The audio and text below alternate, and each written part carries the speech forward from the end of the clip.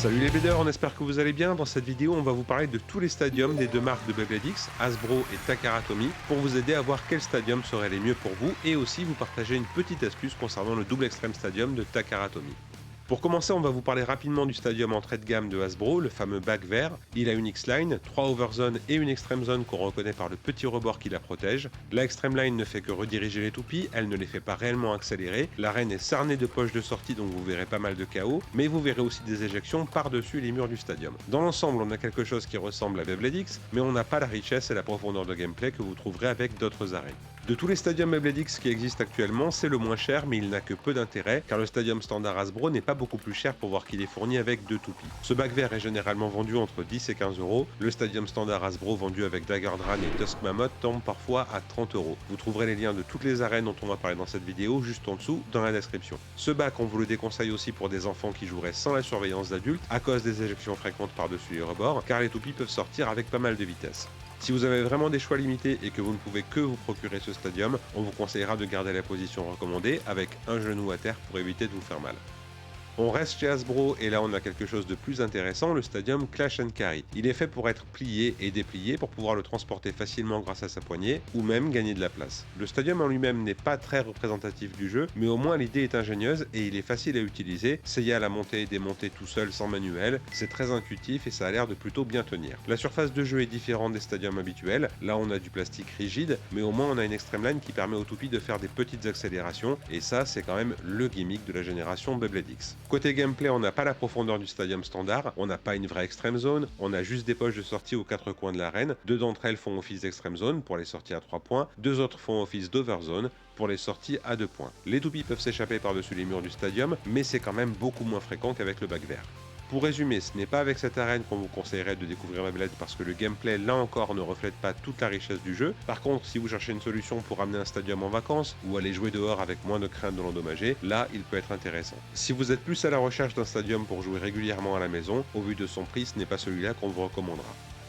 Le stadium le plus accessible et le plus proche du Extreme Stadium standard de Takara Tomy, c'est celui-ci, le Extreme Stadium de Hasbro, vendu dans le set de combat extrême qu'on vous a déjà présenté sur la chaîne. Il est vendu avec deux toupies qui ont des composants intéressants pour votre collection, Dagger Dran 460 Rush et Tusk Mammoth 360 Taper, et il garde l'identité du Stadium Takara avec toutes les sorties du même côté, des vrais Overzone et une vraie Extreme Zone, et il a aussi une Extreme Line qui permettra aux toupies de faire des vrais Extreme Dash. Cependant, l'arène Hasbro est plus petite et ça entraîne des différences, on a moins de liberté pour se placer au moment du lancer, et un peu moins de liberté tactique en général parce qu'on ne peut pas autant jouer sur la partie extérieure de l'arène qui joue un rôle très important dans la version Takara pour modifier le comportement des toupies. Par exemple, ça sera beaucoup plus dur de faire d'extrême dash inversé dans le stadium Hasbro, on vous explique tout ça dans notre vidéo sur les lancers, le lien est dans la description. Une autre différence, c'est l'équilibrage du jeu, tout d'abord parce que le stadium étant plus petit, les chances d'éjection sont un peu plus grandes, mais on peut aussi constater que les toupies de type défense s'en sortent moins bien en général, car les pointes fines du type défense sont facilement éjectables et faciles à déstabiliser. Ce phénomène n'est pas vraiment propre au stadium Hasbro, c'est déjà quelque chose qui s'observe dans le stadium Takara Tomy. Avec la version Hasbro, disons que c'est juste plus marqué, plus visible.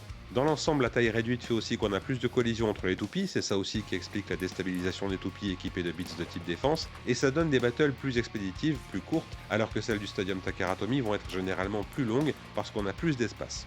Au-delà de la profondeur tactique apportée par la taille du stadium, on garde des chocs très violents dans l'arène Takara parce que les toupies ont le temps de prendre de la vitesse sur l'extreme line, mais ils sont moins répétés, les battles vont par conséquent plus souvent tourner aux duels d'endurance, et ces duels d'endurance seront en général un peu plus longs que dans le stadium Hasbro.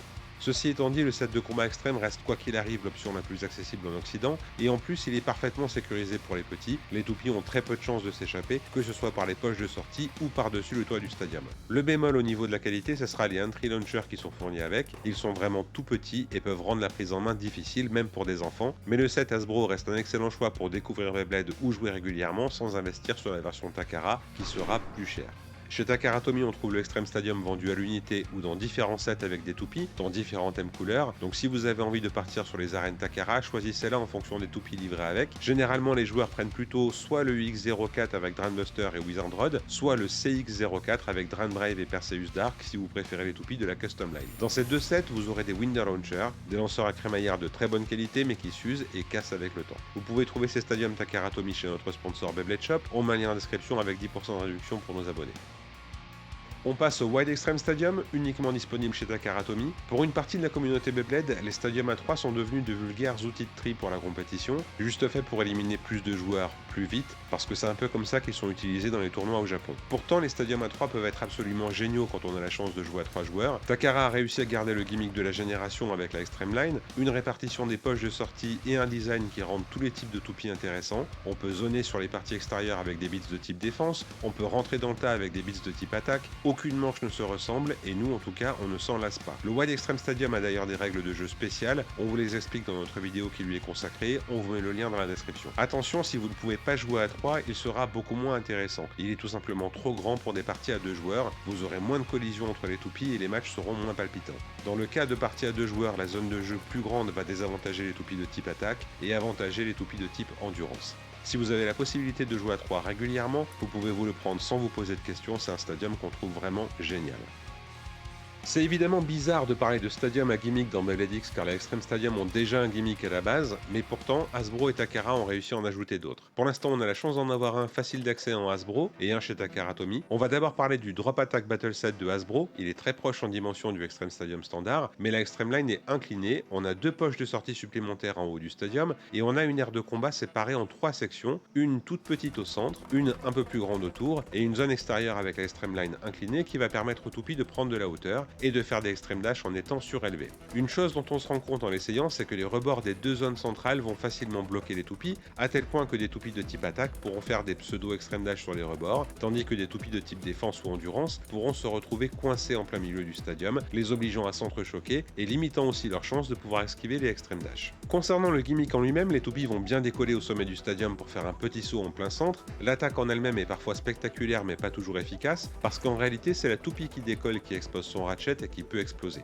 Parfois on a de très jolies attaques qui rappellent un peu le double extreme stadium de Takara Tomy. On va voir les toupies prendre tour à tour les 2 rebords puis faire un gros extreme dash. Ça permet de changer un peu du rythme habituel du stadium standard. Ce Drop Attack Battle Set peut être très intéressant si vous collectionnez les toupies Hasbro, car il vous permettra d'avoir la Over Wyvern 385 Needle et la Impact Drake équipée de 960 et Low Rush, d'excellents composants. Impact Drake on en a déjà parlé sur la chaîne, Over Wyvern on ne l'a pas encore fait mais le blade est intéressant. Si vous avez déjà la Impact Drake en version Takara Tomy, alors ce set est à notre avis marrant mais pas incontournable. Si vous n'avez pas la Impact Drake, alors le Drop Attack Battle Set peut valoir le coup, au moins pour ces 2 toupies.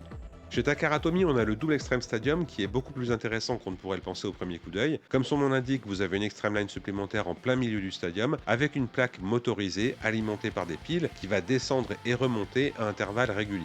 À chaque fois que la plaque descend, les toupies se retrouvent prises dans la Extreme Line rouge et vont enchaîner les Extreme Dash. Vous verrez beaucoup plus de collisions dans ce stadium que dans la version standard, ça vous obligera à faire des combos qui ont une bonne résistance au burst. C'est pour cette raison que le double Extreme Stadium peut être très intéressant pour certains d'entre vous, on vous explique pourquoi. Vous le savez sûrement déjà, beaucoup de bladers redoutent ce combo. Cobalt Dragoon sur Elevate, une toupie à rotation gauche qui fait évidemment du spin steel face aux toupies à rotation droite. Son point faible, c'est sa résistance au burst lors des Extreme Dash. Le beat Elevate soulève la toupie pendant l'Extreme Dash et ça expose le ratchet qui peut être touché plus facilement par la toupie adverse. Or, dans le double Extreme Stadium, avec un peu de chance, Cobalt Dragoon sur Elevate peut se retrouver piégé dans la Extreme Line rouge et subir plusieurs attaques consécutives jusqu'à l'explosion.